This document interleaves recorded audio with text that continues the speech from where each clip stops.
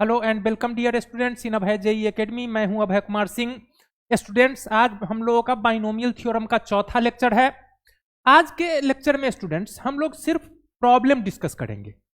पिछले 3 लेक्चर में जो हमने थ्योरेटिकल कॉन्सेप्ट गेन किया है, ठीक है, उन सभी कॉन्सेप्ट पर बेस्ड प्रॉब्लम को करेंगे ताकि हमारा कॉन्सेप्ट एकदम क्लियर हो जाए। तो बिना देर किए हुए हम लोग शुरू करते हैं कि किस तरह का प्रॉब्लम हम लोग को डिस्कस करना है। तो जो जो कॉन्सेप्ट हमने पढ़ा है, ठीक है, उन सभी से रिलेटेड प्रॉब्लम आज के लेक्चर में हम लोग डिस्कस करेंगे। देखिए, जैसे सबसे पहला जो प्रॉब्लम है हमारा, इसमें क्या कह रहा है? कह रहा है कि using binomial theorem expand the following. ठीक है, बाइनोमियल थ्योरम का यूज करके यह जो एक्सप्रेशन दिया हुआ है इसको एक्सपैंड करना है। तो बाइनोमियल थ्योरम जो हमने पढ़ा है उसमें हमने x plus y to the power n का एक्सपेंशन पढ़ा है, लेकिन यहां पर 3 टर्म है। ठीक है, तो अगर मान लीजिए जैसे यहां अगर इस एक्सप्रेशन को हम बोले तो यह क्या है? यह ट्राइनोमियल है। लेकिन इसको अगर बाइनोमियल थ्योरम के हेल्प से सॉल्व करना है तो इसको बाइनोमियल में कन्वर्ट करके सॉल्व करना होगा। तो इसको सॉल्व करने के लिए स्टूडेंट्स हम लोग क्या करेंगे कि अगर हमको 1 plus x by two minus 2 by x to the power 4 को एक्सपैंड करना है, तो हम इसको इस तरीके से लिख लेते हैं। 1 प्लस एक्स बाई टू को एक साथ रख लेते हैं और माइनस 2 बाई एक्स को अलग कर लेते हैं और इसका पावर है 4।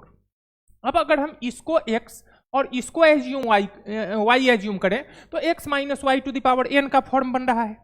तो x minus y to the power n का फॉर्म अगर यह बना रहा है तो क्या होगा? सबसे पहले nc0 तो 4c0 x to the power n तो 1 plus x by two to the power 4 हो जाएगा,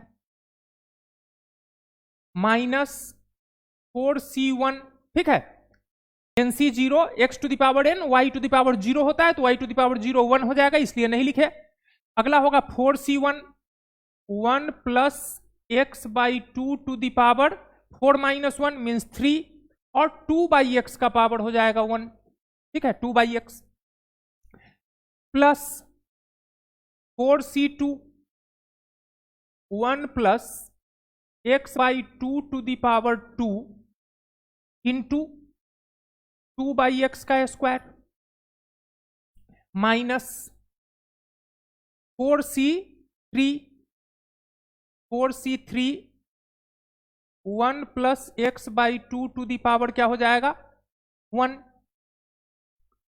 2 by x to the power हो जाएगा 3 और लास्ट में हो जाएगा प्लस 4c4। ठीक है, 1 प्लस एक्स बाई टू का पावर 0 होगा तो नहीं लिखते हैं, सीधा 2 by x to the power 4। तो अब अगर इसको सिंप्लीफाई करना है तो इसको सिंप्लीफाई करने के लिए हमको क्या करना होगा? तो 4c0 का वैल्यू 1 होता है। ठीक है, तो यह हो गया 1 plus x by two to the power 4 minus 4c1 4 हो जाएगा। तो 4c1 को कैलकुलेट कर लीजिए। 4c1 को अगर कैलकुलेट कर लेते हैं तो 4c1 का वैल्यू क्या मिलेगा हमको?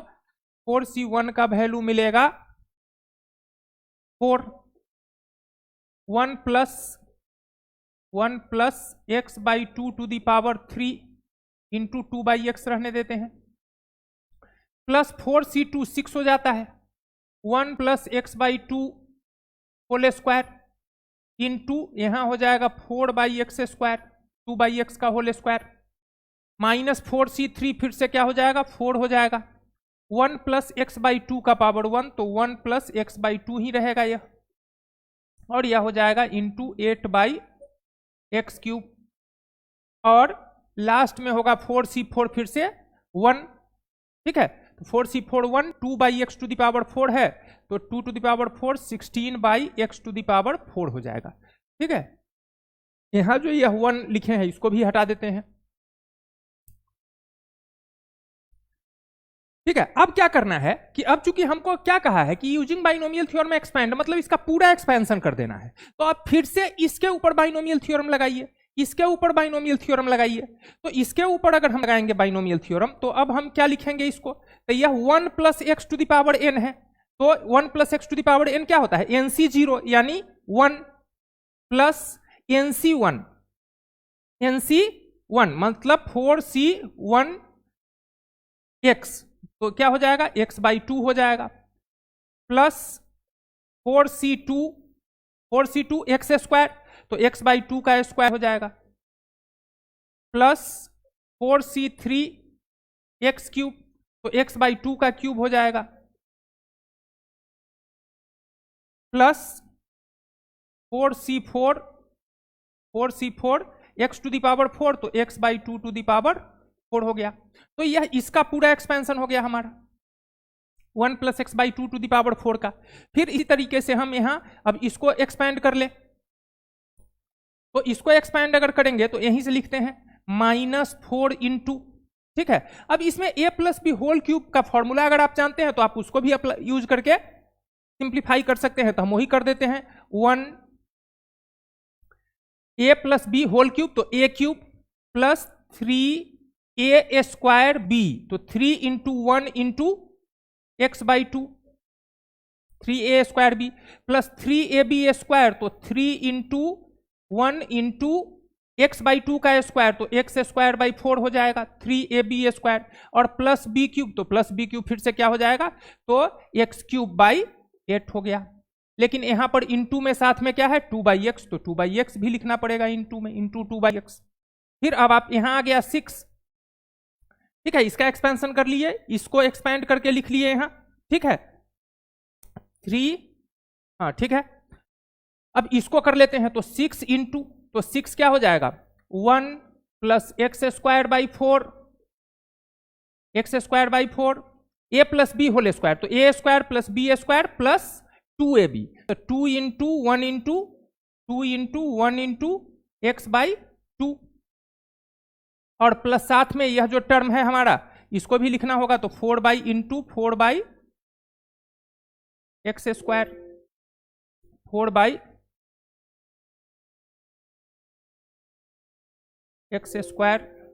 जगह की कमी हो गई है इसलिए, इंटू 4/x², ठीक है। और फिर यहां आते हैं, यहां पर आएंगे तो यहां पर तो कोई दिक्कत नहीं है, प्लस -4 × 1 + x/2 इंटू 8/x³ और प्लस 16/x⁴ हो गया 4। तो अब क्या करना है, अब इसको सिंप्लीफाई करना है, यहां 2/x से मल्टीप्लाई करेंगे, ठीक है। इसको तो सिंप्लीफाई कर देते हैं यहीं पर, देखते हैं नेक्स्ट पेज है एक्स्ट्रा या नहीं, नहीं है। तो अब अगर इसको सिंप्लीफाई करना है हमको, तो इसको सिंप्लीफाई करेंगे तो क्या कर सकते हैं, यहीं पर देख लीजिए, ठीक है। तो यह पहला वाला टर्म आपका क्या हो जाएगा 1 + 4c1 4 हो जाएगा, तो 4 × x/2, 4 × x/2, तो 4 × x/2 हो जाएगा 2x, 4c2 6 हो जाएगा, x² 4, तो 6 × x² 4, तो 6 × x² 4 हो जाएगा, तो यह हो जाएगा 3/2x², ठीक है। फिर 4c3 आपका 4 हो जाएगा, x³ 8, तो यहां हो जाएगा आपका x³ 2, ठीक है। फिर वहां 4c4 हो गया 1, x⁴/16, x⁴/16, यह पहला टर्म का हो गया। इसी तरीके से आप दूसरे टर्म को सिंप्लीफाई कर लेंगे, तीसरे को सिंप्लीफाई कर लेंगे।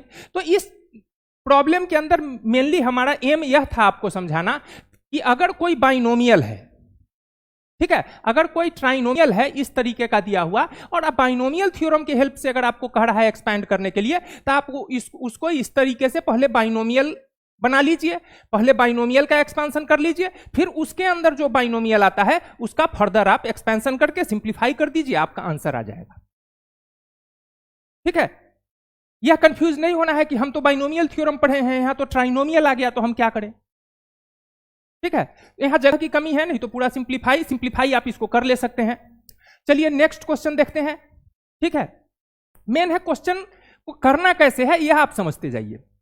कह रहा है prove that proof that sigma r is equal to, proof that, यहां फिर से लिख देते हैं इसको, sigma r is equal to 0 to n NCR into 3 to the power r is equal to 4 to the power n। ठीक है, कह रहा है कि sigma r is equal to 0 to 1 NCR into 3 to the power r अगर है तो इसको सिंप्लीफाई करके आपको क्या प्रूफ करना है, 4 टू द पावर n। तो यह बहुत आसान है, खाली आप पैटर्न वॉच कीजिए। LHS आपका क्या है, sigma r is equal to 0 to n NCR 3 to the power r। ठीक है, तो जब r का वैल्यू आप 0 से लेकर कहां तक रखेंगे, n तक रखेंगे, तो देखिए क्या एक्सप्रेशन आपका बनेगा। तो यह आपका बनेगा NC0, ठीक है, NC0, r का वैल्यू 0 रख रहे हैं, n का वैल्यू तो n ही रहेगा, n का वैल्यू n ही रहेगा, r का वैल्यू 0 से n तक जाएगा। तो NC0 3 का power 0 plus NC1 3 to the power 1 plus NC2 3 to the power 2 plus तो ऑन कहां तक जाना है, plus NCN 3 to the power n तक। तो आपको इस तरह का कोई एक्सपेंशन याद आ रहा है, आना चाहिए। 1 plus x to the power n का जब हम एक्सपेंशन करते थे तो हमको आता था NC0 plus NC1x plus NC2x square plus so on plus कहां तक जाते थे, NCN x to the power n तक। तो सेम यहां फॉर्म है, 3 टू द पावर 0 तो 1 हो गया, तो यह NC0 NC1x NC2x square so on NCN x to the power n है। तो इसको आप क्या लिख सकते हैं, 1 plus 3 to the power n लिख सकते हैं। मीन्स यह क्या आ गया, 4 टू द पावर n आ गया, इज इक्वल टू आपका क्या हो गया, RHS। ठीक है, तो अगर आप डिफरेंट बाइनोमियल एक्सपेंशन याद रखे हुए हैं तो इस तरह का प्रॉब्लम आपको करते आ जाएगा। आइए और आगे देखते हैं क्या है क्वेश्चन में। कह रहा है कि using binomial theorem evaluate 101 to the power 4। ठीक है, तो 101 टू द पावर 4 को बाइनोमियल थ्योरम के हेल्प से अगर एक्सपेंड करना है, मींस इसमें कुछ बाइनोमियल का कॉन्सेप्ट यूज करना होगा। तो हम लोग 101 टू द पावर 4 को हम लिख लेते हैं 1 प्लस 100 टू द पावर 4, यही कर सकते हैं। तो 1 प्लस 100 टू द पावर 4 अगर बना लिए तो क्या हो गया, 1 plus x to the power n का फॉर्म हो गया। तो 1 plus x to the power n क्या होता है, NC0 plus NC1x plus NC2 plus NC2x square. तो x की जगह हमारा 100 है, ठीक है, तो 100 square plus NC3 x cube plus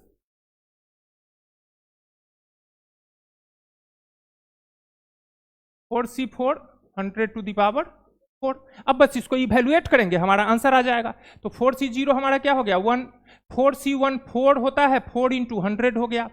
4C2 6 होता है, 6 इंटू 100 का स्क्वायर, तो यह हो गया 10,000, 100 इंटू 100 प्लस 4C3 फिर से 4 होगा, 100 का क्यूब,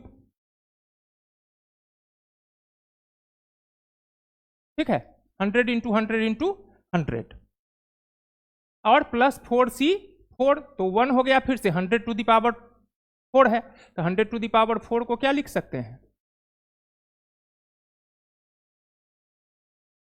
ठीक है, यह लिख सकते हैं। अब इसको पूरा सिंप्लीफाई करना चाहते हैं तो पूरा सिंप्लीफाई कर लीजिए, ऐड करके 1 प्लस 400 प्लस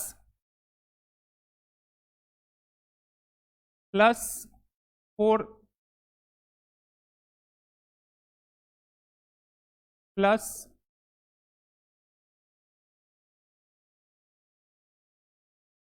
पूरे को ऐड कर देंगे, हमारा आंसर आ जाएगा।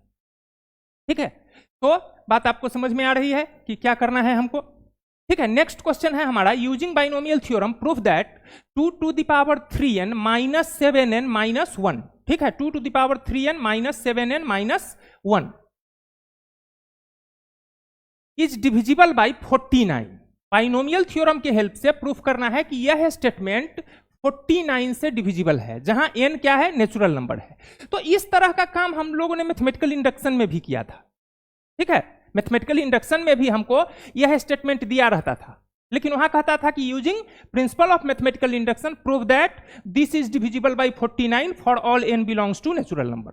लेकिन सेम सवाल अगर हमको बाइनोमियल थ्योरम से करना है, ठीक है, तो हमारा अप्रोच क्या होगा? तो देखिए, अगर हमको इसको करना है डिविजिबल, इसको प्रूफ करना है divisible by 49 using binomial theorem, तो हम क्या कर लेते हैं? तो हमारे पास दिया है 2 to the power 3n minus 7n minus 1, ठीक है। कोई एक्सप्रेशन 49 से डिविजिबल है, यह कब दिखेगा? जब 49 उसके फैक्टर में आ जाए, ठीक है।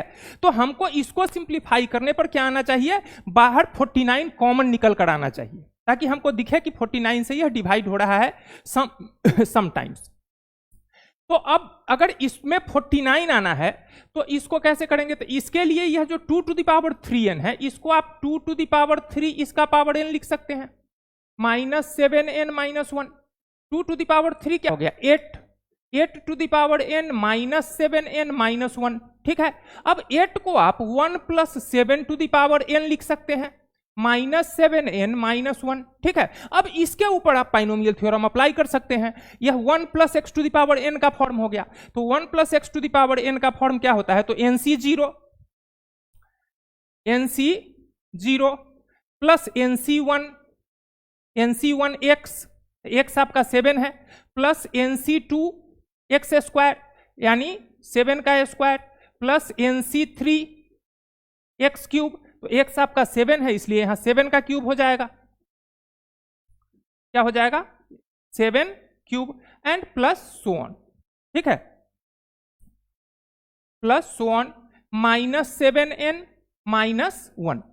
अब अगर हम यहां से इसको सिंप्लीफाई करते हैं तो यह 1 आएगा NC0, NC1 n आएगा, n इंटू 7 क्या हो जाएगा? 7n हो जाएगा, प्लस NC2 को एज इट इज रहने देते हैं, इसको ब्रेक करने की जरूरत नहीं है, 49, ठीक है।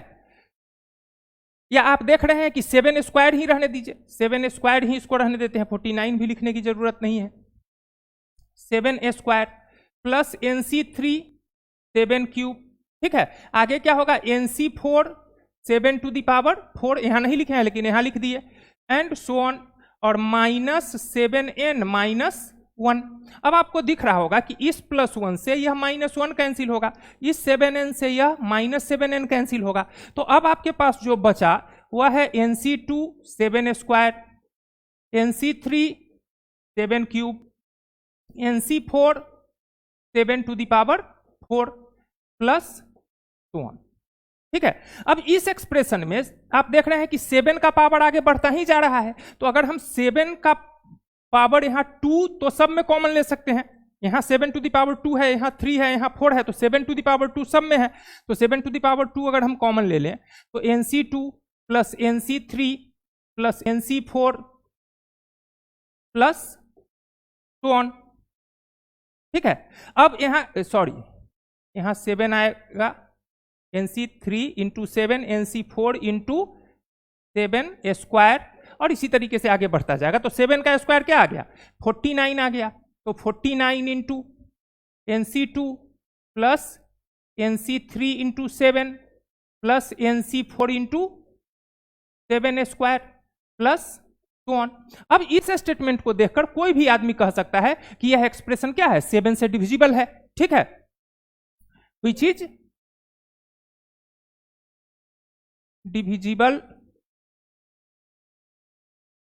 बाई 7। और अगर यह एक्सप्रेशन 7 से डिविजिबल है, ठीक है, तो यह जिसके इक्वल है वह भी 7 से डिविजिबल होगा। तो इससे प्रूफ हो गया कि 2 to the power 3n minus 7n minus 1 is divisible by 7। एकदम आसान चल रहा है। बाइनोमियल थ्योरम किस तरीके से अप्लाई करना है यह हम लोग सीख पा रहे हैं, ठीक है।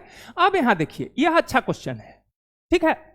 इसमें कह रहा है कि find the term independent of x in expansion of, ठीक है, इस प्रोडक्ट के एक्सपेंशन में, मतलब यहां तो एक बाइनोमियल है और यहां पर यह 3 टर्म का एक एक्सप्रेशन है, तो कह रहा है कि find term independent of x in the expansion of this product, ठीक है। इस प्रोडक्ट में टर्म इंडिपेंडेंट ऑफ x चाहिए। तो टर्म इंडिपेंडेंट ऑफ x का डिस्कशन हम लोगों का हुआ था कि कौन सा टर्म x से इंडिपेंडेंट होगा, जिसमें x का पावर 0 हो जाए, ठीक है। तो हमको इस प्रोडक्ट में खोजना है टर्म इंडिपेंडेंट ऑफ एक्स। तो इसको हम अप्रोच कैसे करेंगे? तो हम सबसे पहला काम क्या करते हैं, ठीक है, कि यह जो बाइनोमियल है यह बड़ा है, इसका एक्सपेंशन करेंगे तो इसमें 10 टर्म आएगा, ठीक है।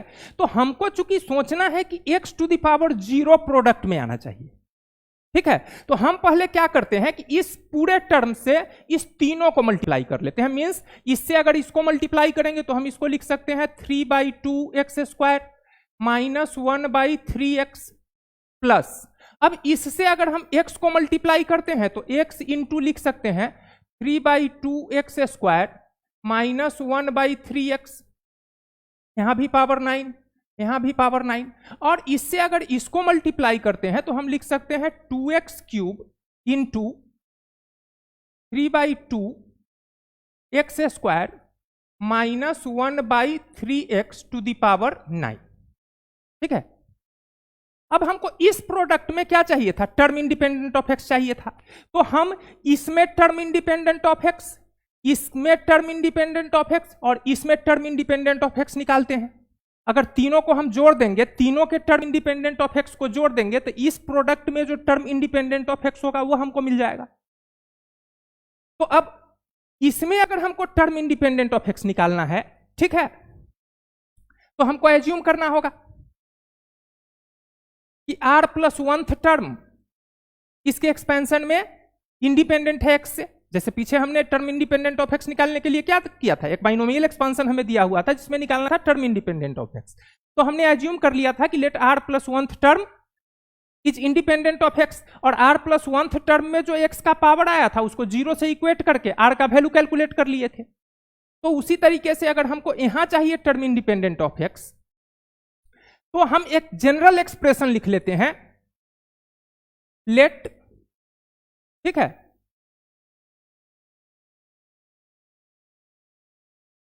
हम r प्लस 1th टर्म का एक्सप्रेशन लिख लेते हैं सीधा पहले। r प्लस 1th टर्म का किसी भी बाइनोमियल में, इस बाइनोमियल में tr प्लस 1, ठीक है, tr प्लस 1 हम किस में लिख रहे हैं?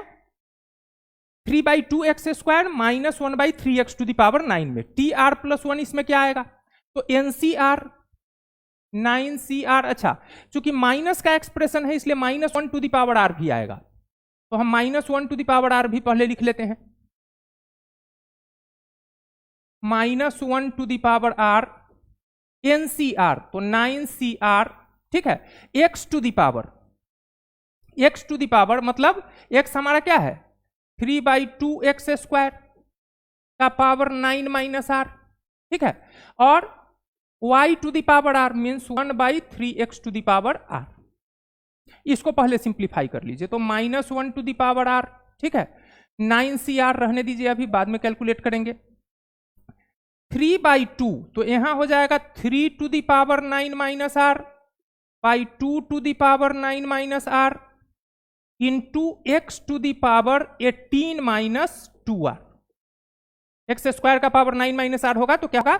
x to the power 18 minus 2r into 1/3 to the power r into x to the power r। अब आप क्या करिए कि कॉन्स्टेंट्स को एक साथ ले आइए, वेरिएबल को एक साथ, तो minus 1 to the power r 9CR as it is लिखते हैं, 9CR।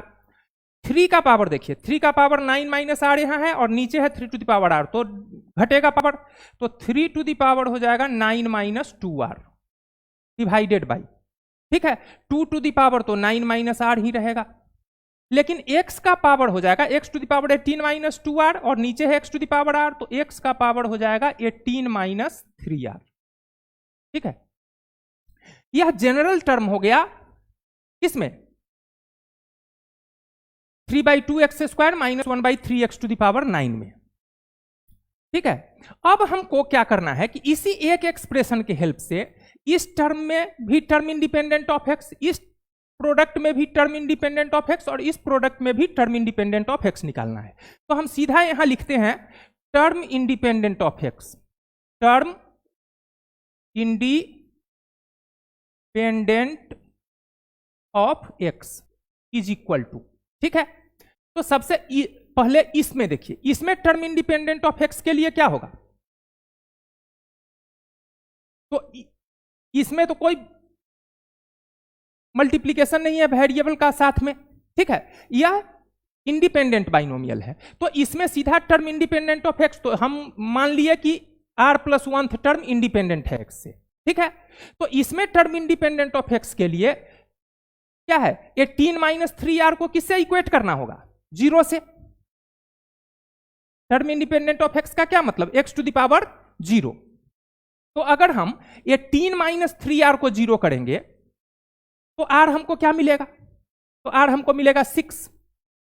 मतलब r = 6 के लिए, r = 6 के लिए इसके एक्सपेंशन में जो टर्म होगा वह इंडिपेंडेंट होगा x से।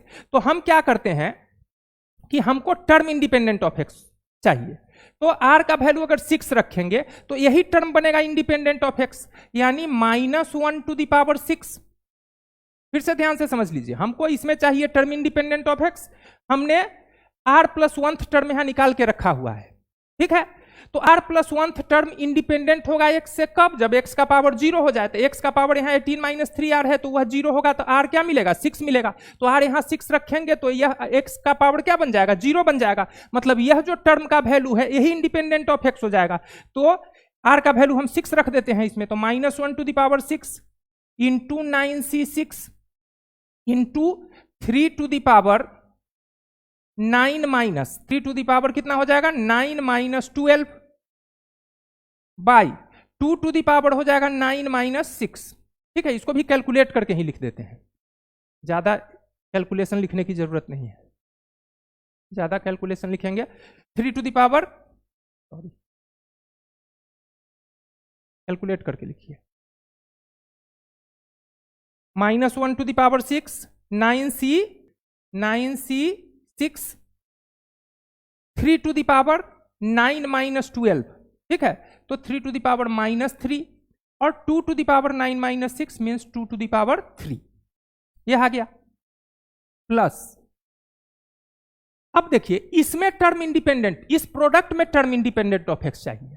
तो यहां पर ठीक है x का पावर 1 है, जब वह इसके एक्सपेंशन के x⁻⁻1 से मल्टीप्लाई होगा तब जाके टर्म इंडिपेंडेंट ऑफ x मिलेगा, क्योंकि यहां पर यह इंडिपेंडेंट बाइनोमियल नहीं है, इसके साथ x गुना में है। तो इस प्रोडक्ट में हमको टर्म इंडिपेंडेंट ऑफ x चाहिए। तो हम क्या सोच रहे हैं कि इसका जो x⁻1 है इस एक्सपेंशन में x⁻1 से मल्टीप्लाई होगा तब जाके टर्म इंडिपेंडेंट ऑफ x चाहिए बनेगा। तो इसके एक्सपेंशन में एक्चुअली हमको क्या चाहिए, टर्म कंटेनिंग x⁻1 चाहिए। अगर इसके एक्सपेंशन में हम फाइंड कर लिए टर्म कंटेनिंग x⁻1 और वह x⁻1 से मल्टीप्लाई होगा तो x का पावर 0 बना लेगा। तो यहां इसमें इस स्टेप में हमको क्या चाहिए, टर्म कंटेनिंग x⁻1। तो ठीक है, r+1 टर्म हम यहां लिखे हुए हैं, इसमें r+1 टर्म क्या होना चाहिए, x⁻1 कंटेन करना चाहिए। मतलब 18 - 3r का वैल्यू -1 होना चाहिए।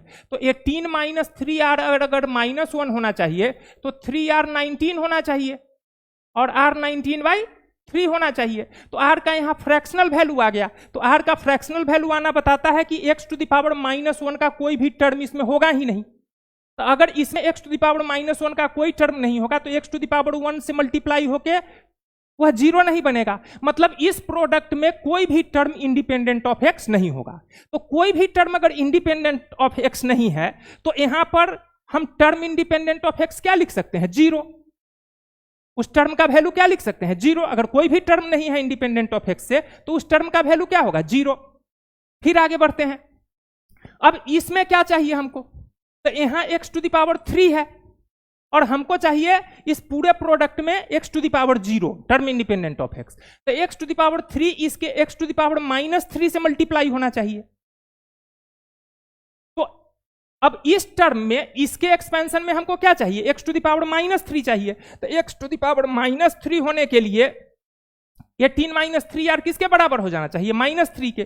तो अगर 18 - 3r -3 के बराबर होगा तो 3r कितना हो जाएगा, 21, यानी r हो जाएगा 7। तो r 7 हो गया। तो इसी में हम क्या करेंगे, r का वैल्यू 7 रखेंगे तो हमको क्या मिलेगा, हमको मिलेगा term containing x to the power -3। ठीक है, अब term containing x to the power -3 x to the power 3 से मल्टीप्लाई हो जाएगा तो टर्म इंडिपेंडेंट ऑफ x बन जाएगा। ठीक है, मतलब x का पावर 0 बन जाएगा, लेकिन जो term independent of term containing x to the power 3 का कोफिशिएंट होगा वह इस 2 से भी तो मल्टीप्लाई होगा। इसमें term containing x to the power 3 2x से मल्टीप्लाई होगा तो x का पावर तो 0 बन जाएगा, लेकिन वहां पर टर्म का वैल्यू क्या बनेगा, तो 2 into x to the power -3 का जो कोफिशिएंट होगा। तो इसलिए यहां हम लिख लेते हैं 2 into x to the power -3 का कोफिशिएंट, r का वैल्यू 7 रखने से मिलेगा इसी में, r का वैल्यू 7 रख दीजिए। 2 इंटू -1 का power 7, 9c7 3 to the power 9 -14, तो 3 टू द पावर 9 -14 -5 हो जाएगा, divided by 2 to the power 9 -7 यानी 2 टू द पावर 2। ठीक है, x का पावर -3 बनेगा, लेकिन इस x टू द पावर 3 से मल्टीप्लाई होकर वह 0 बन जाएगा। ठीक है, तो अगर हम इसका वैल्यू कैलकुलेट कर लेते हैं तो इस प्रोडक्ट में हमको टर्म इंडिपेंडेंट ऑफ x मिल जाएगा। तो कैलकुलेट कर लीजिए, -1 का पावर 6 1 हो गया, 9c6 को 9c 9 - 6 यानी 9c3 लिख सकते हैं, इंटू 1/2 का क्यूब हो गया 8, इंटू 3 टू द पावर 3 हो जाएगा 27, प्लस ये तो 0 हो गया, यहां -1 का पावर 7 है तो माइनस हो जाएगा, यह माइनस हो जाएगा, तो ये प्लस को यहां से हटाइए। ठीक है, यहां सीधा लिखेंगे -2 इंटू 9c7 9c2 के बराबर हो जाएगा, 9c7 9c2 हो जाएगा, इंटू 1/2 टू द पावर 2 यानी 4 इंटू 3 का पावर 5 है लिखते हैं यहां। ठीक है, अब इसको कैलकुलेट कर लेते हैं। तो कैलकुलेट करने के लिए यहां पर स्पेस है। ठीक है, क्या आया, 9c3 इंटू 1/8 इंटू 27, 9c3 को 9 इंटू 8 इंटू 7/3 इंटू 2 इंटू, ठीक है, 1/8 इंटू 27 माइनस क्या आएगा, तो माइनस आएगा 2 इंटू 9c2, 2 इंटू 9c2 हो जाएगा 9 into 8/2 into 1 into 1/4 into 3 to the power 5 है शायद, देख लीजिए एक बार फिर, 1/4 इंटू 3 टू द पावर 5 है। अब इसी को कैलकुलेट कर लेते हैं। तो यहां पर 8 से तो 8 कैंसिल हो जाएगा। ठीक है, यहां 9 से 3 टाइम्स। ठीक है, तो यहां यह आ गया 7/18 माइनस, अब यहां देखिए 2 से तो यह 2 पहले कैंसिल होगा। ठीक है, 4 से यह 8 कैंसिल होगा 2 टाइम्स। अब यहां 3 का पावर 2 है, यहां 3 का पावर 5 है, 9 3 का पावर 2 3 का पावर 5, तो यह आपको आ जाएगा 2/27। ठीक है, 9 to the power 2 3 to the power 2 3 to the power 5 से घट जाएगा, तो 5 - 2 3 3 इंटू 3 27। अब इसको आप सिंप्लीफाई कर लीजिए। तो सिंप्लीफाई करने में आप क्या कर सकते हैं, तो 54 एलसीएम हो जाएगा दोनों का, 21 - 4। ठीक है, तो यह आपका आ गया कितना, 17/50। यह आपका आंसर हो गया, टर्म इंडिपेंडेंट ऑफ एक्स। तो देखिए इसमें किस तरीके से हमने सोचा, सोचने की बात है। ठीक है, कुछ इस तरह का क्वेश्चन आपको आसानी से भी सॉल्व हो जाएगा, लेकिन अगर मान लीजिए कि इसके एक्सपेंशन में नंबर ऑफ टर्म ज्यादा है, आपको पता नहीं चल पा रहा है कि एक्स टू द पावर 0 कहां मिलेगा, एक्स टू द पावर 1 कहां मिलेगा, x to the power 3 minus 3 कहां मिलेगा। तो आप क्या कीजिए कि पहले जनरल टर्म, पहले तो इससे मल्टीप्लाई कर लीजिए इसमें, फिर इसके एक्सपेंशन में जनरल टर्म एक बार लिख के रख लीजिए, ठीक है। और फिर आपको जिस टर्म का कोफिशिएंट चाहिए, जैसे इसमें एक्स टू द पावर 0 का कोफिशिएंट चाहिए था, तो पहले इसमें एक्स टू द पावर 0 का कोफिशिएंट निकाल के लिख लिए, फिर इसमें एक्स टू द पावर 0 का कोफिशिएंट निकाल कर रख लिए, और फिर इसमें एक्स टू द पावर 0 का कोफिशिएंट निकाल कर रख लिए, फिर तीनों को ऐड कर दिए।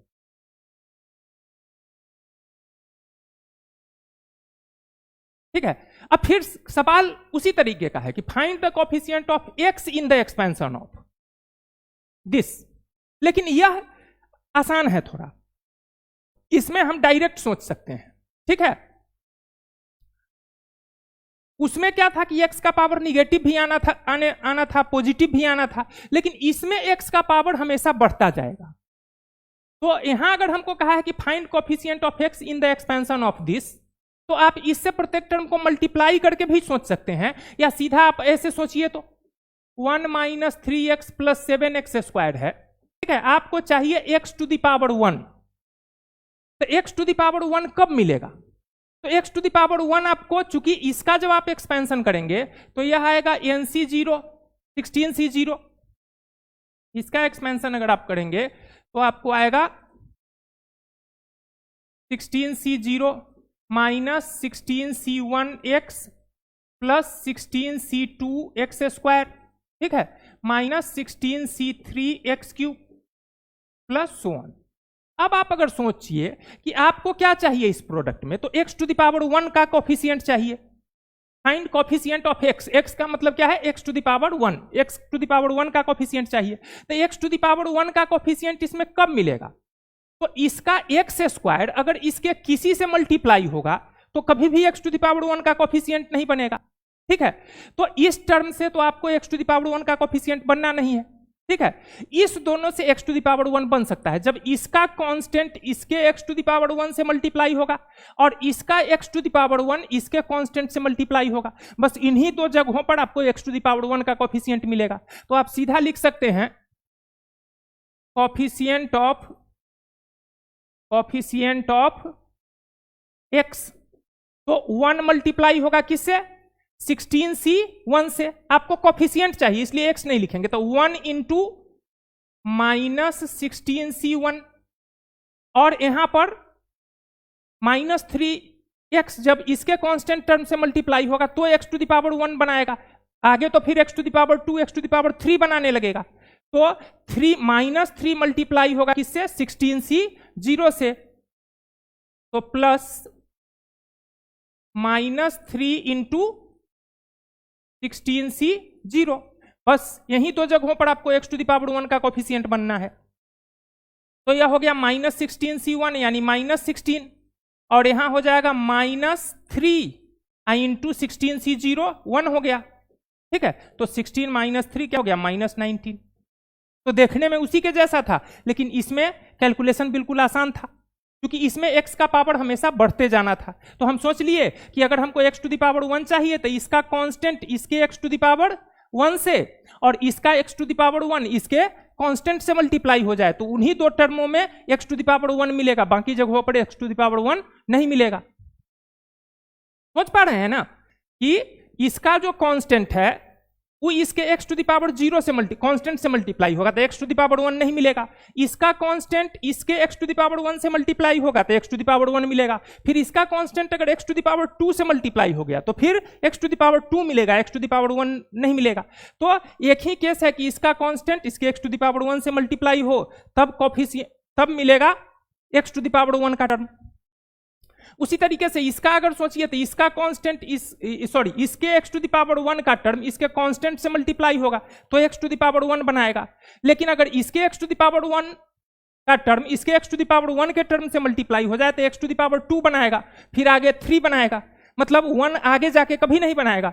तो इसका x टू द पावर 1 इसके कांस्टेंट से मल्टीप्लाई किए तो x टू द पावर 1 का टर्म बना। तो इन्हीं दोनों कोफिशिएंट्स को ऐड कर दीजिए तो आपको इस प्रोडक्ट में x टू द पावर 1 का कोफिशिएंट मिल गया।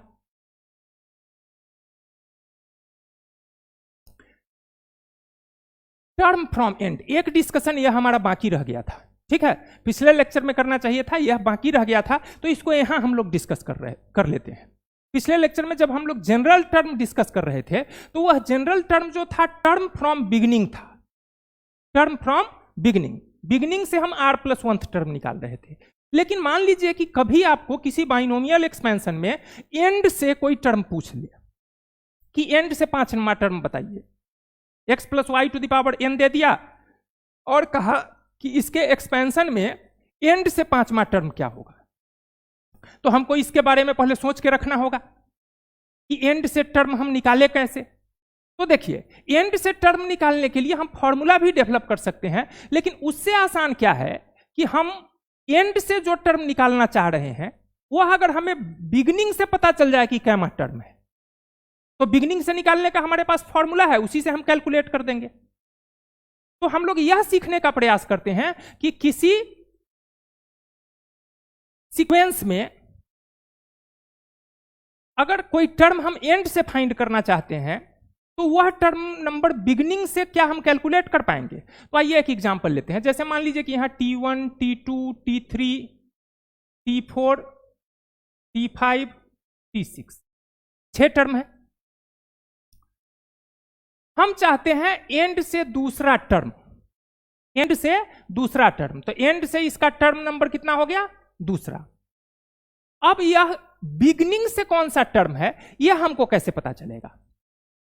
तो हमको देखिए एक चीज की जानकारी होगी हमेशा, टोटल नंबर ऑफ टर्म की, कि टोटल नंबर ऑफ टर्म यहां 6 है और टर्म नंबर 2 चाहिए एंड से। तो हमको सिर्फ पता यह करना है कि बिगिनिंग से यह कौन सा टर्म होगा, ठीक है। तो इसके लिए एक फॉर्मूला आता है कि अगर किसी सीक्वेंस में n टर्म हो और आप pth टर्म चाहते हैं एंड से, टोटल नंबर ऑफ टर्म क्या है, दो बात हमारे पास जानकारी में रहेगी कि टोटल नंबर ऑफ टर्म हमको पता है कि n है और हम चाहते हैं pth टर्म फ्रॉम एंड। हम क्या चाहते हैं, pth टर्म फ्रॉम एंड, ठीक है। तो यह जो pth टर्म फ्रॉम एंड होगा, pth टर्म फ्रॉम एंड होगा,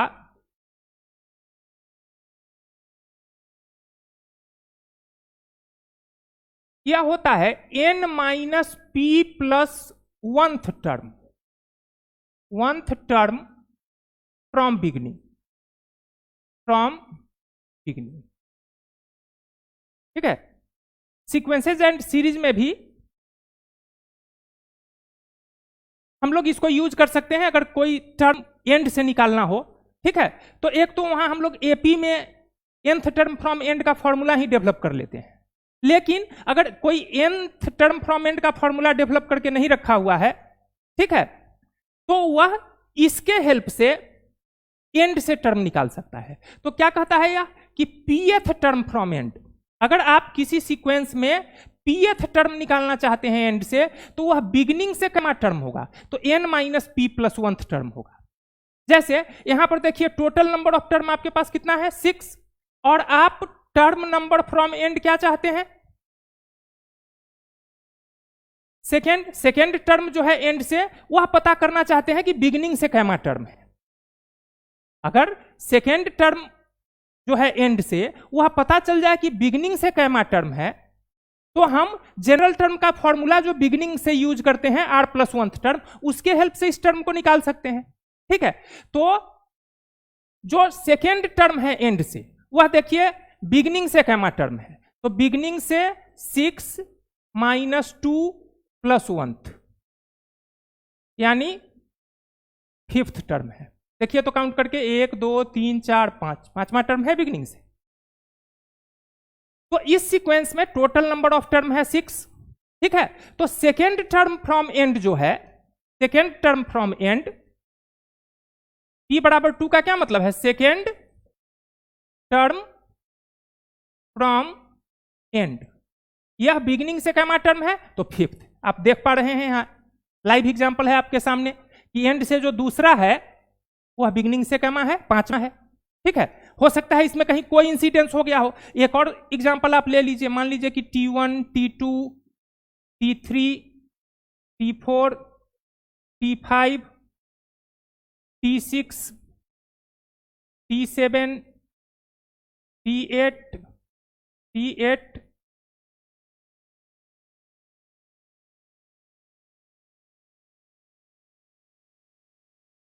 T8, T9, T10। ठीक है, पिछली बार क्या था, T10, पिछली बार इवन नंबर ऑफ टर्म था, इस बार ऑड कर देते हैं, एक और बढ़ा देते हैं T11। ठीक है, हम यह टर्म हम चाहते हैं कि एंड से जो 1 2 3 4 5, एंड से जो 5वां टर्म है, ठीक है, एंड से जो 5वां टर्म है वह बिगिनिंग से कैमा टर्म है, यह जानना चाहते हैं। यानी फिफ्थ टर्म फ्रॉम एंड जो है, फ्रॉम एंड जो है हम पता करना चाहते हैं कि बिगिनिंग से कैमा टर्म है। तो बिगिनिंग से कहता है n total number of term, तो टोटल नंबर ऑफ टर्म है 11 माइनस p यानी फिफ्थ टर्म फ्रॉम एंड हम चाहते हैं, और +1। ठीक है, तो यह देखिए 7th यहां दिख रहा है आपको कि जो एंड से फिफ्थ टर्म है, जो एंड से फिफ्थ टर्म है वह बिगिनिंग से 7th टर्म है। ठीक है, तो किसी भी सीक्वेंस में यह एप्लीकेबल होता है कि किसी भी सीक्वेंस में अगर आप कोई टर्म निकालना चाहते हैं एंड से, तो इस फॉर्मूला के हेल्प से पता कर लेते हैं कि वह बिगिनिंग से कौन सा टर्म है, और फिर बिगिनिंग से जनरल टर्म का फॉर्मूला लगाकर आप उसको फाइंड कर लेते हैं। लेकिन यहां हमको क्या करना है, बाइनोमियल एक्सपेंशन में टर्म फ्रॉम एंड चाहिए। ठीक है, तो यहां थोड़ा सा अंतर आएगा।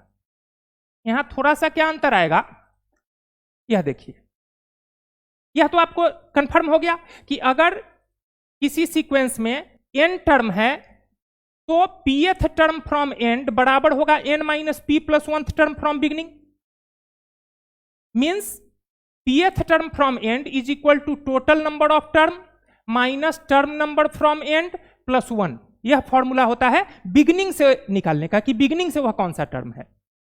तो हम अब विचार करते हैं बाइनोमियल के ऊपर। ठीक है, कि अगर बाइनोमियल में क्या होगा,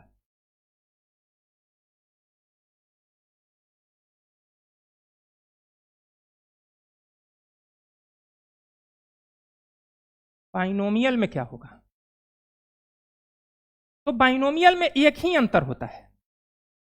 ठीक है, कि अगर बाइनोमियल में क्या है कि अगर बाइनोमियल में हमको बाइनोमियल का पावर पता होता है। ठीक है, कोई भी बाइनोमियल है x plus y to the power n, तो हमको पता होता है कि उसमें बाइनोमियल का पावर क्या है।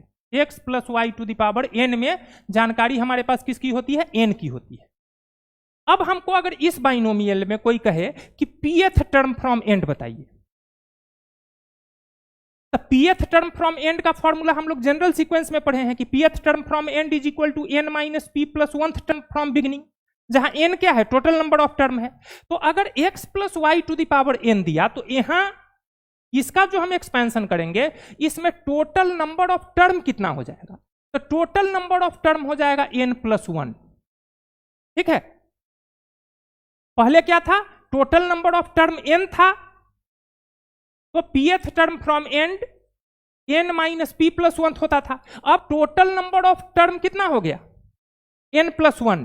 बाइनोमियल का पावर है अगर n, तो टोटल नंबर ऑफ टर्म क्या हो गया, n प्लस 1। तो इस केस में pth टर्म फ्रॉम एंड जो होगा, pth टर्म फ्रॉम एंड यह हो जाएगा टोटल नंबर ऑफ टर्म। तो टोटल नंबर ऑफ टर्म हो गया n plus 1 minus p plus 1th term from beginning. बस यही अंतर आएगा। अब जब हम इसको सिंप्लीफाई करेंगे तो यहां a1 प्लस 1 2 हो जाएगा, यानी यह एक्सप्रेशन आपको आएगा n minus p plus 2th term from beginning. ठीक है, मींस बाइनोमियल में अगर x, बाइनोमियल में n क्या है, तो बाइनोमियल में n बाइनोमियल का पावर होता है। ठीक है, तो x plus y to the power n देकर हमसे पूछ रहा है pth टर्म फ्रॉम एंड, तो हम पता कर लेंगे कि pth टर्म फ्रॉम एंड क्या होगा, तो वह n minus p plus 2th term from beginning होगा, और n minus p plus 2th term का वैल्यू हम फाइंड कर लेंगे कि कौन सा टर्म नंबर आया है, तो फिर जनरल टर्म के फॉर्मूला के हेल्प से हम बिगनिंग से वह टर्म निकालेंगे, एंड से अपने आप वह टर्म निकल जाएगा। तो बाइनोमियल के लिए टर्म फ्रॉम एंड का फॉर्मूला क्या हो गया आपके पास, बाइनोमियल के लिए टर्म फ्रॉम एंड का फॉर्मूला हो गया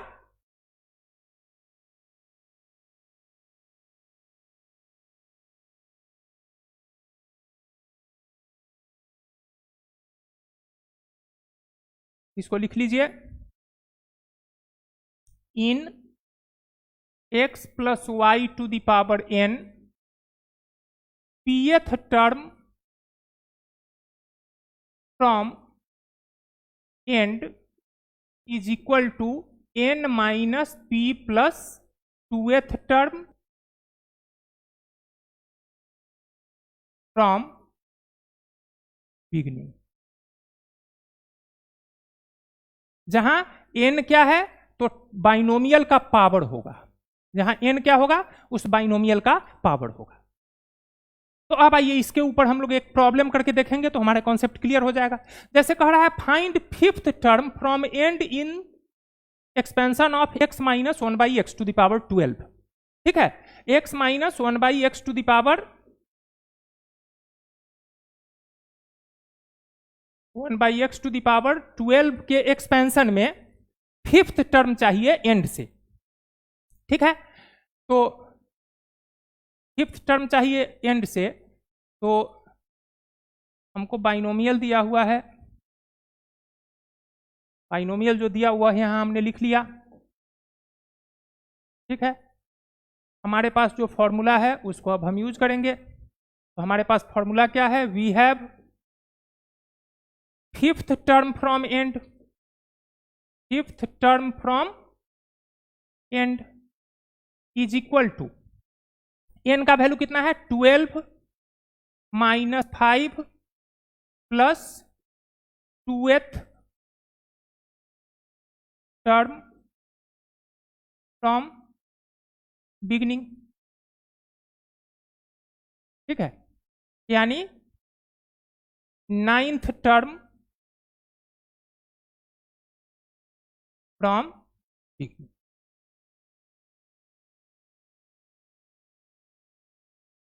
तो इसके एक्सपेंशन में अगर हमको 5th टर्म एंड से निकालना है तो बिगनिंग से हम कौन सा टर्म निकाल देंगे, 9th टर्म फ्रॉम बिगनिंग निकाल देंगे, मतलब T9 निकालेंगे, यानी T8 प्लस 1 निकालेंगे। T8 प्लस 1 क्या होगा, तो x minus y to the power n का फॉर्म है, तो सबसे पहले -1 टू द पावर 8। ठीक है, 12C8 x to the power 12 minus 8 1 by x to the power 8। ठीक है, तो अब इसको सिंप्लीफाई कर दीजिए, -1 का पावर 8 प्लस 1 हो जाएगा, तो यह हो गया 12C8 x to the power कितना हो जाएगा, तो यहां है 12 minus 8 4 x to the power 4, यहां x टू द पावर 8, तो 1 by x to the power 4।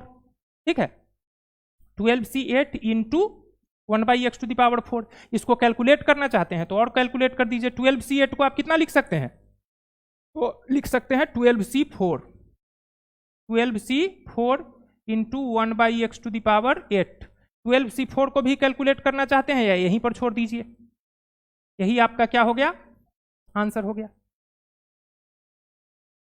तो आप यह समझ गए कि अगर आपको 5th टर्म फ्रॉम एंड निकालना था तो आपने क्या अप्रोच किया, तो 5th टर्म फ्रॉम एंड को पता कर लिया कि बिगिनिंग से वह कौन सा टर्म होगा, और वह टर्म जनरल टर्म का यूज करके, जनरल टर्म का जो फॉर्मूला आपने पढ़ा है वह क्या करता है, बिगिनिंग से आपको टर्म निकाल कर देता है। तो बिगिनिंग से वही टर्म फाइंड कर दिया, तो आपको बिगिनिंग से जो 9th टर्म आपने फाइंड किया वही 5th से आपका, वही एंड से क्या है आपका 5th टर्म है। Find numerically greatest term, numerically greatest term का डिस्कशन पिछले लेक्चर में हमारा हुआ था। ठीक है, फिर से एक बार कर लीजिए ताकि आपको याद एकदम ताजा हो जाए। Find numerically greatest term in the expansion of 2 + 3x to the power 9। ठीक है, तो जब जहां x का वैल्यू भी दिया हुआ है, चूंकि न्यूमेरिकली ग्रेटेस्ट टर्म आपको निकालने के लिए कहा है, तो 2 + 3x to the power 9 where x is equal to 3/2। तो न्यूमेरिकली ग्रेटेस्ट टर्म निकालने के लिए हम लोग क्या कर रहे थे? सबसे पहले m निकाल रहे थे। सबसे पहले हम लोग क्या कैलकुलेट करते हैं? m is equal to n + 1/1 + mod x/y, यह फॉर्मूला है। लेकिन x की जगह आपके पास 2 है, y की जगह आपके पास 3 है। ठीक है, तो यहां पर n + 1, तो n 9 है, तो 9 + 1 डिवाइडेड बाई 1 + mod x की जगह 2 है और y की जगह 3x है। लेकिन x का वैल्यू भी आपको 3/2 दिया हुआ है, तो यह हो गया आपका 10/1 + mod 2/3 इंटू 3/2। ठीक है, तो 10 कितना हो जाएगा यह? तो 1 + 4/9। ठीक है, तो यह 9 और 4 कितना हो जाएगा? 13। तो ऊपर 10 इंटू 9 यह हो जाएगा 90/13। ठीक है, 90/13 मीन्स कितना हो जाएगा? 6.9 हो जाएगा, लगभग 6.9। हाँ, 6.9 हो गया। तो m का वैल्यू अगर 6.9 हो गया तो आपका r क्या होता है? तो r होता है m - 1 less than equal to r less than equal to m। ठीक है, तो 6.9 - 1 यानी 5.9 less than equal to r less than equal टू हो गया 6.9। तो यहां से आपको r का वैल्यू निकल कर क्या आया? r का वैल्यू आपका निकल कर आ गया 5.9 से बड़ा है और 6.9 से छोटा है, तो r का इंटीग्रल वैल्यू आपको मिलेगा 6। ठीक है, लेकिन एक बात का इसमें ध्यान रखना है कि यह जो आपको r मिलता है, ठीक है,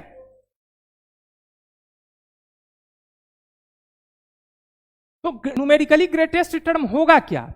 तो हम लोग का जो एजम्पशन था इसको यह फॉर्मूला कैलकुलेट करते समय, वह एजम्पशन यह था कि r + 1th term is numerically greatest.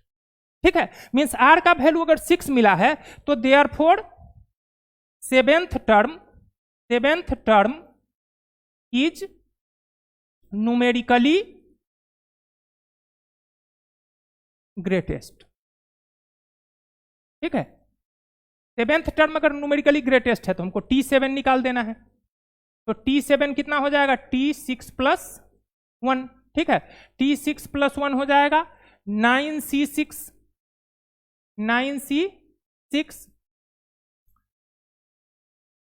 2 to the power 9 - 6 2 to the power 9 - 6 और 3x टू द पावर 6। लेकिन x का वैल्यू दिया हुआ है आपको, तो 9C6 तो 9C3 के बराबर हो जाएगा। 2 टू द पावर 9 - 6 यानी 2 टू द पावर 3 हो जाएगा ये। ठीक है, और यहां 3 इंटू 3/2 का पावर 6 हो जाएगा, तो यह हो जाएगा 9C3 2 टू द पावर 3। ठीक है, अब यहां 3 का स्क्वायर हो जाएगा, तो 3 का पावर आ जाएगा 12/2 टू द पावर आ जाएगा 6। तो यह आपका आ गया 9C3 into 3 to the power 12/2 to the power 3 यानी 8। अब 9C3 को अगर आप कैलकुलेट करते हैं तो इसको आप 9 इंटू 8 इंटू 7 लिख सकते हैं, डिवाइडेड बाई 3 इंटू 2 लिख सकते हैं, इंटू 3 टू द पावर 12/8 आ गया। तो 8 से 8 आप कैंसिल कर दीजिए। ठीक है, 8 से 8 कैंसिल कर दीजिए, और यहां से 3 से 9 भी 3 टाइम्स कैंसिल कर दीजिए। ठीक है, तो यह कितना आ गया आपका?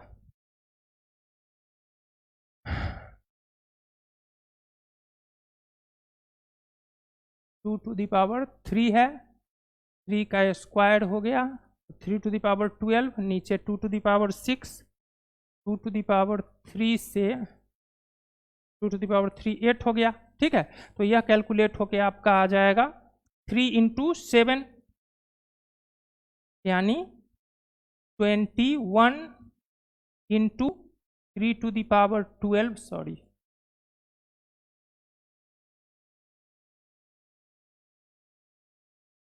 कैलकुलेशन, ठीक है।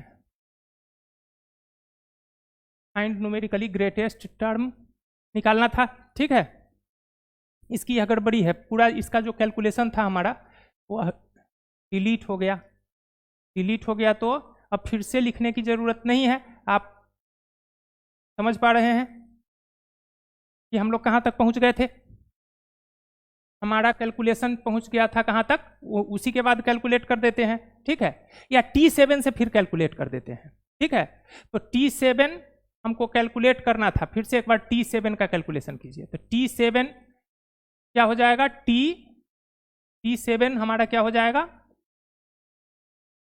T7 अगर हमको निकालना है, R का वैल्यू 6 आया था, तो T7 यानी T6 plus 1, T6 plus 1 means 9C6,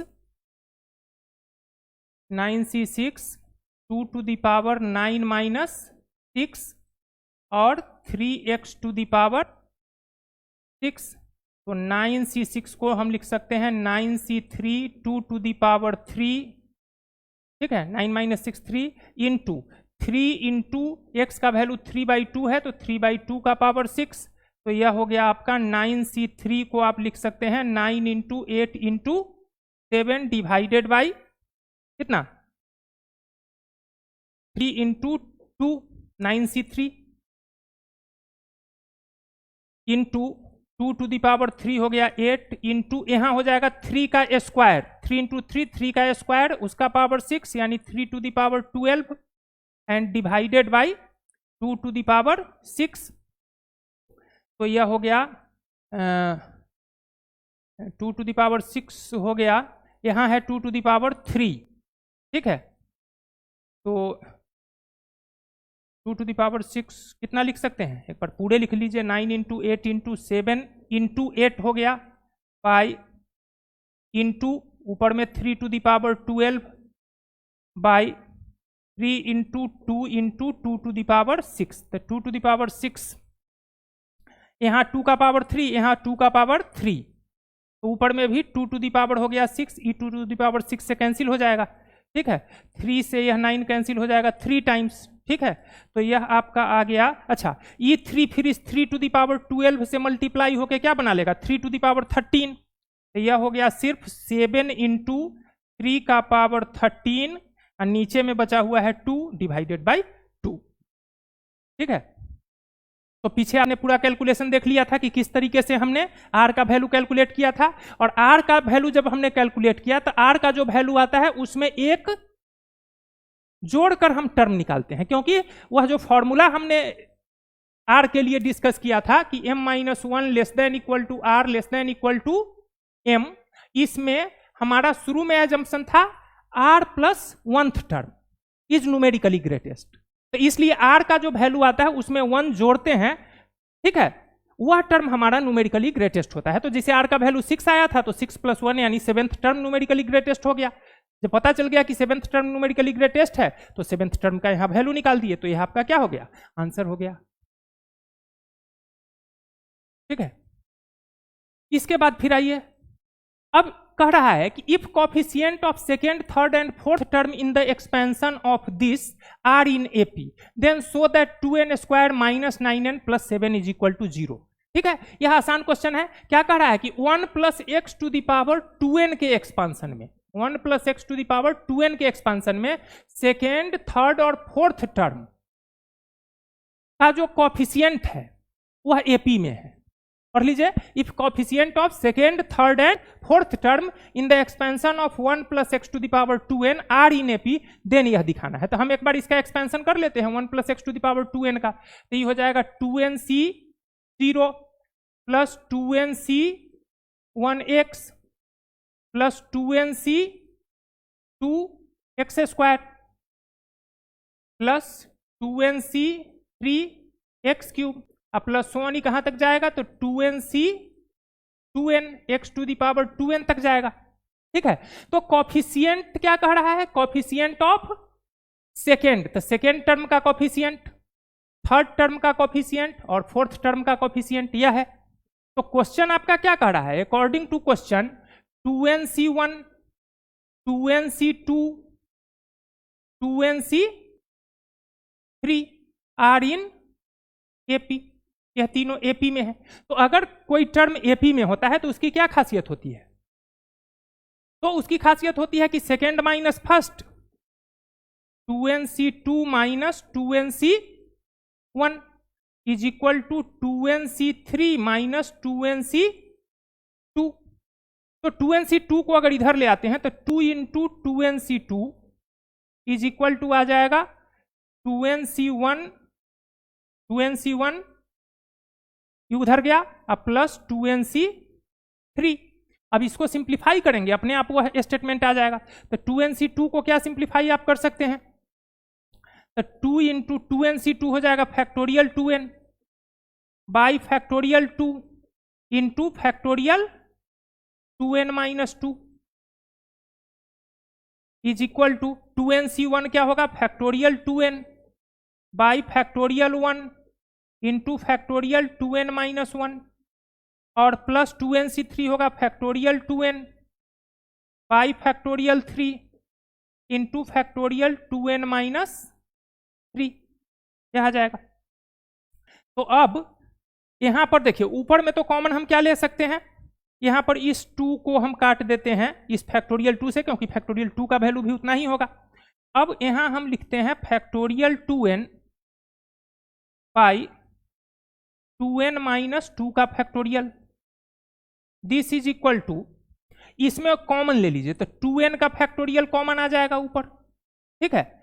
और नीचे यहां देखिए 2n माइनस 1 का फैक्टोरियल है, तो 2n माइनस 1 अगर यहां निकाल लेंगे तो 2n माइनस 2 फैक्टोरियल बचेगा, ठीक है।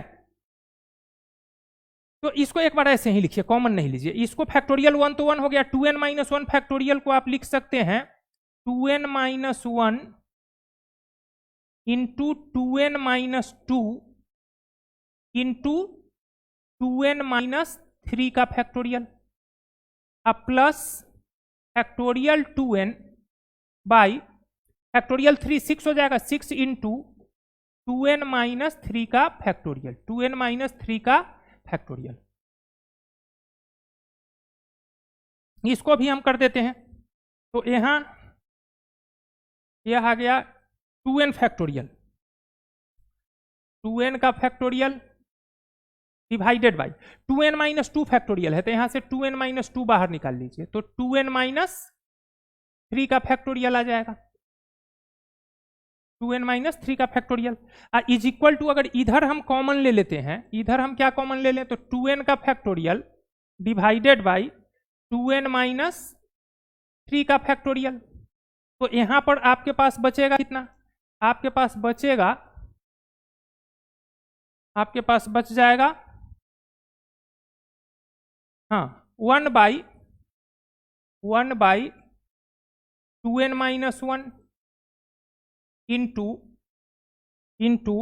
2n माइनस 2, ठीक है। यहां जगह की कमी हो गई, नीचे लिखना पड़ेगा, नहीं तो फिर मिट जाएगा, ठीक है। हम इसको पूरे को नीचे ले आते हैं इस बार, ठीक है। दिस इज इक्वल टू, यहां लिख रहे हैं, यहां हम कॉमन क्या ले रहे हैं, तो 2n का factorial divided by 2n minus 3 का फैक्टोरियल इंटू यहां आ जाएगा 1 by 2n minus 1 into 2n minus 2, ठीक है। और यहां पर बच जाएगा सिर्फ 1 बाई 6 प्लस 1 बाई 6 बचेगा सिर्फ यहां पर। तो इससे आप देख लीजिए 2n के फैक्टोरियल से 2n का फैक्टोरियल, 2n माइनस 3 फैक्टोरियल से 2n माइनस 3 फैक्टोरियल, तो अब यहां पर आपके पास बचा कितना, 1 by 2n minus 2 is equal to, यहां पर एलसीएम आप ले लीजिए 6 into 2n minus 1 into 2n minus 2, ठीक है। तो 2n माइनस 1 2n माइनस 2, तो यहां तो 6 आ जाएगा, ठीक है। और प्लस यहां 6 से इससे डिवाइड किए तो 6 बचा, 6 से डिवाइड करेंगे तो यहाँ आ जाएगा पूरा 2n माइनस 1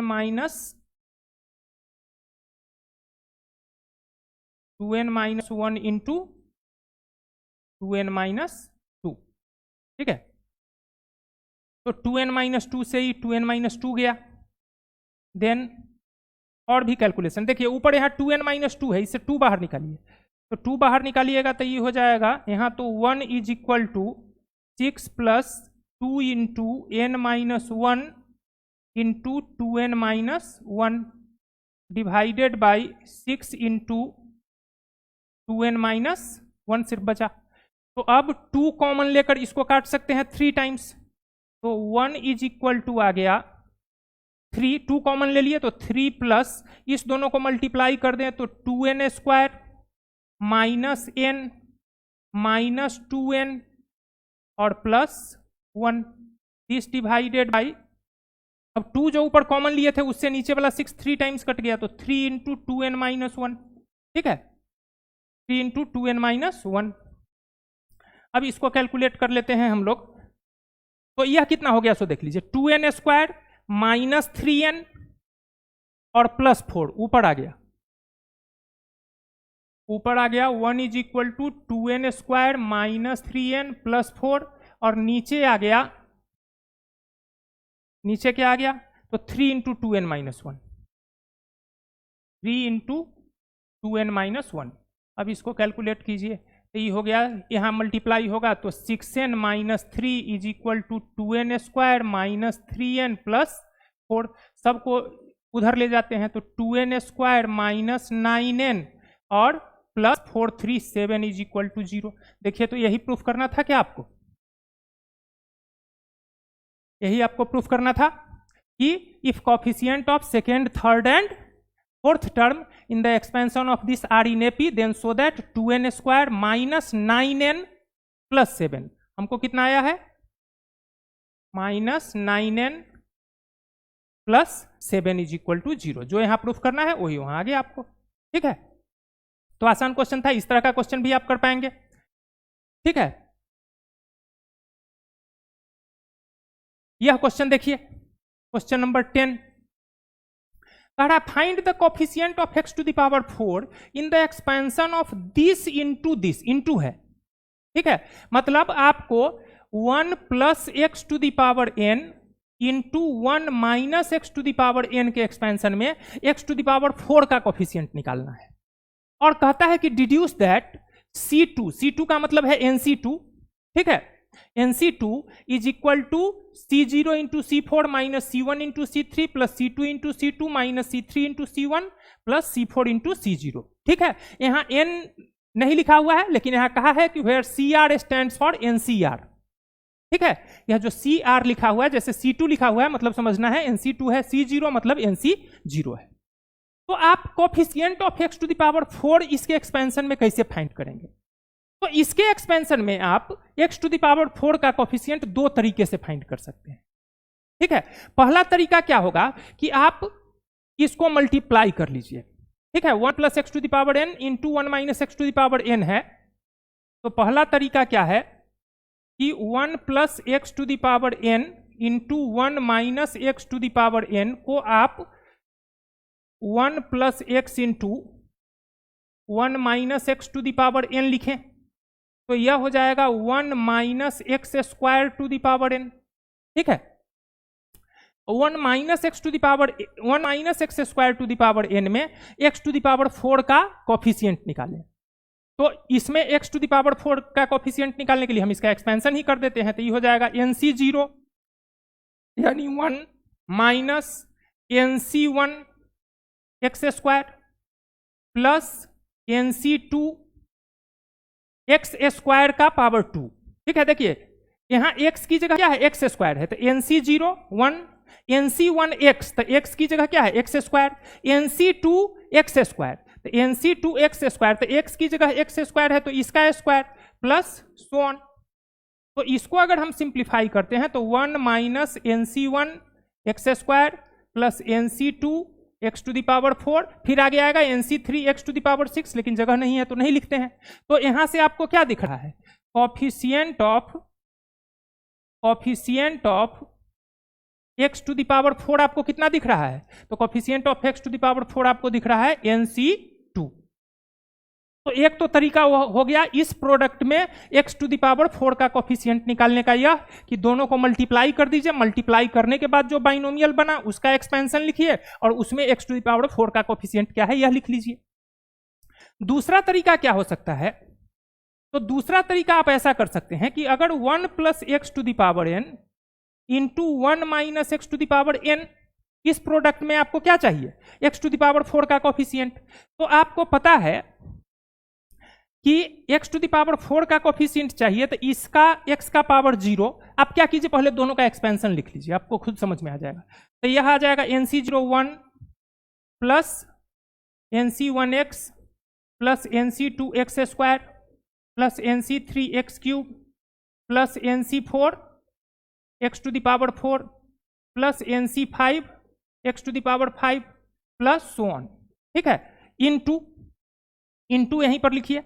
अब इसका एक्सपेंशन तो NC01 minus NC1x plus NC2x square minus NC3x cube plus NC4 x to the power 4 minus NC5 x to the power 5 and so on and so on. ठीक है, अब आप सोचिए कि आपको क्या चाहिए? इस प्रोडक्ट में चाहिए x to the power 4। Product में अगर x टू द पावर 4 चाहिए, ठीक है, इसको भी यहां 1 लिखने के बजाय हम NC0 ही लिखते हैं, क्योंकि यहां पर जो रिड्यूस करना है उसमें NC0 है। तो यहां ये 1 हटाइए, यहां भी 1 हटाइए, इसकी जगह क्या लिखिए? NC0, और यहां भी लिखिए NC0। ठीक है, तो अब आप सोचिए कि अगर इस प्रोडक्ट में आपको x टू द पावर 4 चाहिए, तो इसका x टू द पावर 0 इसके x टू द पावर 4 से मल्टीप्लाई होगा, तब प्रोडक्ट में क्या होता है? पावर ऐड होता है। तो इसका x टू द पावर 0 इसके x टू द पावर 4 से मल्टीप्लाई होगा, तो x टू द पावर 4 का टर्म बनेगा। ठीक है, लेकिन आपको चाहिए क्या? तो सिर्फ कॉफिशिएंट। तो अगर आप इस प्रोडक्ट में यहां लिखना चाहते हैं कॉफिशिएंट ऑफ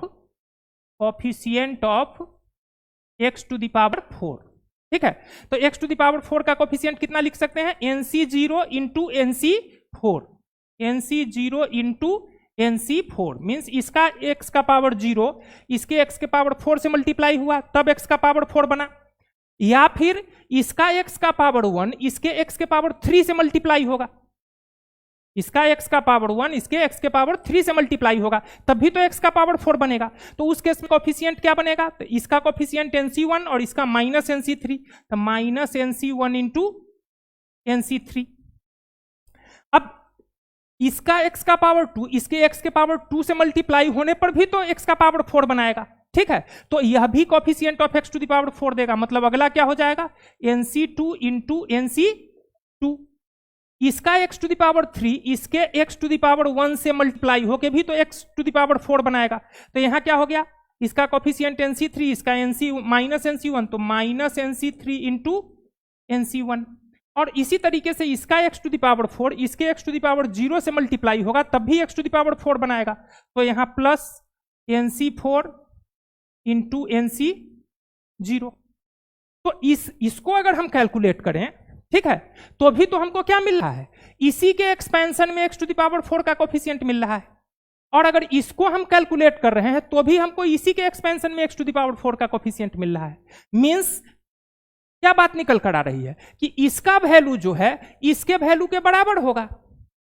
ठीक है, तो हम लिख सकते हैं कि C2 is equal to C0 into C4 minus C1 into C3। यहां ऊपर में n लिखा हुआ है, ठीक है, यहां n नहीं लिखा है, तो उससे कोई दिक्कत नहीं है। मीन्स आप यह कह सकते हैं कि NC2 बराबर दिस, क्योंकि NC2 इसी के एक्सपेंशन में x टू द पावर 4 का कोफिशिएंट है, और यह बड़ा सा जो टर्म आपको दिख रहा है ये भी इसी के एक्सपेंशन में x टू द पावर 4 का कोफिशिएंट है। करने का तरीका अलग है, लेकिन कैलकुलेट करने पर दोनों का वैल्यू क्या होगा? बराबर आएगा। तो आप कह सकते हैं कि देयरफॉर C2 वही C2 is equal to C0 into C4 minus C1 into C3 plus C2 into C2 minus C3 into C1 plus C4 into C0। ठीक है, तो यह हो गया आपका क्या क्वेश्चन था, फिर से एक बार देख लीजिए। कह रहा था कि find the coefficient of x to the power 4 in the expansion of 1 plus x to the power n into 1 minus x to the power n। पहले तो यह बात कह रहा था कि coefficient of x to the power 4 निकालिए, तो coefficient of x to the power 4 तो हम दो तरीके से निकाले। यह भी x टू द पावर 4 का कोफिशिएंट है, यह भी x टू द पावर 4 का कोफिशिएंट है, और अगर यह दोनों x टू द पावर 4 का कोफिशिएंट है तो इससे यह डिड्यूस हो गया कि C2 is equal to C0 into C4 minus C1 into C3 plus C2 into C2 minus C3 into C1 plus C4 into C0। तो जितना भी थ्योरी का जो पिछला हमारा 3 लेक्चर था उसमें हमने जो भी डिस्कशन किया था, ठीक है, हमने मैक्सिमम कोशिश किया कि प्रत्येक कॉन्सेप्ट पर एक प्रॉब्लम यहां डिस्कस हो जाए। ठीक है, तो हमको उम्मीद है कि आप जो प्रॉब्लम डिस्कस हमने किया है आपके साथ यह आपको समझ में आया होगा। ठीक है, अगर यह आपके समझ में आया है तो आप चैनल को लाइक, सब्सक्राइब और शेयर कीजिए। आज के लिए इतना ही, बहुत बहुत धन्यवाद।